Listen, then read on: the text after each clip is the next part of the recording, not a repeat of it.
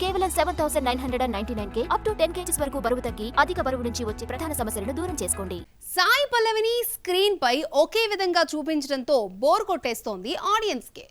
Regular sacrifice stories and sad roles చూసిన సగటు movie lovers ఆమె నుండి వేరేదో ఎక్స్పెక్ట్ చేస్తున్నారు. సౌత్ లో ఇలా అంటున్నారనే నార్త్ బాట పట్టింది. మరి బీటౌన్ లో డిఫరెంట్ కెరియర్ ని బిల్డ్ చేసుకుంటుందా? దక్షిణాదిలో గీసుకున్న గీతలు ఉత్తరాదిలో చెరిపేస్తుందా? కెరియర్ స్టార్టింగ్ లో స్ట్రాంగ్ గర్ల్ క్యారెక్టర్స్ చేసిన సాయి పల్లవి తర్వాత సాడ్ హీరోయిన్ రోల్స్ కి షిఫ్ట్ అయింది. ఆమె క్యారెక్టరైజేషన్ కు వెయిట్ ఉంటున్నా తెరపై కనిపించిన ప్రతి సినిమాలోనూ ఏడుస్తూ ఉంటే ఆడియన్స్ రిసీవ్ చేసుకోలేకపోతున్నారు.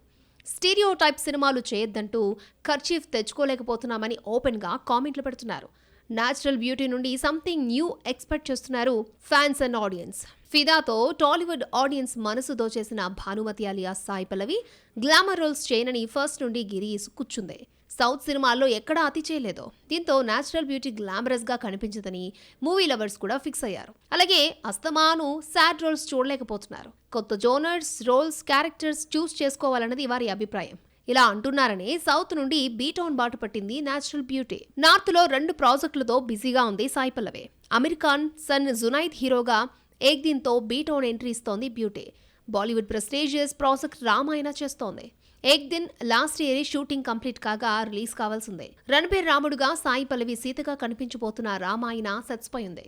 2 పార్ట్స్ గా తెరకెక్కిస్తున్నాడు డైరెక్టర్ నితీష్ తివారీ. ప్రెజెంట్ సాయి పల్లవిపై వనవాసానికి సంబంధించిన సీన్స్ తీస్తున్నారు. రొమాంటిక్ డ్రామాగా వస్తున్న ఏక్ దిన్ ఈ ఏడాది రిలీజ్ అయ్యే ఛాన్స్ ఉంది.